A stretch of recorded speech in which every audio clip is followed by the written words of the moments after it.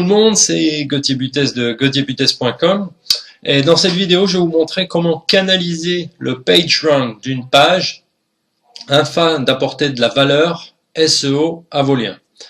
Alors voici un visuel représentant une sorte d'entonnoir de PageRank. C'est pour vous expliquer comment cela fonctionne.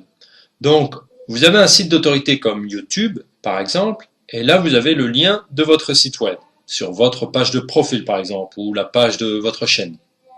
On appelle ça une page contextuelle.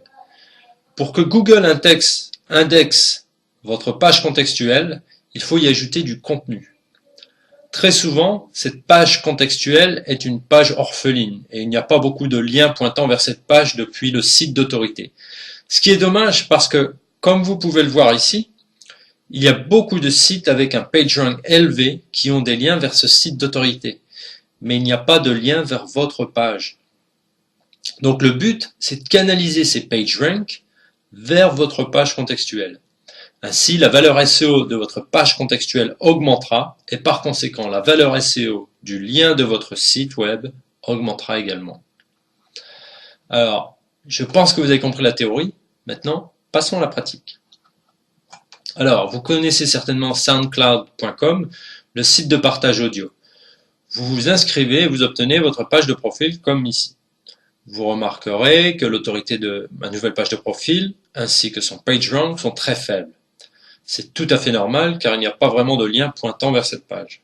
Ce qu'il faut faire, c'est augmenter le nombre de liens internes pointant vers votre page de profil en ajoutant du contenu. Vous allez donc ajouter une liste de lecture ou uploader de la musique, cela va créer des liens vers votre page de profil. Vous voyez ici par exemple, une autorité de page 95 et un PageRank de 3 pour la page de profil de ce membre, où il a bien entendu publié le lien de son site.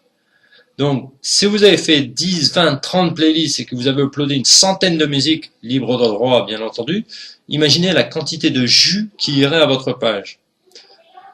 Alors, il existe beaucoup de sites de partage comme celui-là. Vous avez Scribd.com pour les livres, 500 pix pour les images, Noomies pour la musique, Behance pour l'infographie. Il y en a plein. Et donc, en ajoutant du contenu dans vos pages de profil de ce genre de site, je le rappelle, ça peut être des playlists, des favoris ou du contenu que vous avez uploadé vous-même, eh bien, ces sites construisent en interne des liens de toutes sortes provenant des catégories. Et quand les gens regardent, ils établissent des liens vers votre page de profil qui elle-même a l'URL de votre site.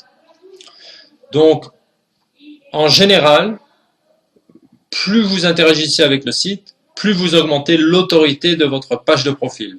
Le mieux, c'est d'uploader du contenu. Mais il y a plus facile. Vous pouvez suivre les membres, par exemple. Prenons Behance. Ils ont généralement une liste des membres et vous pouvez les suivre.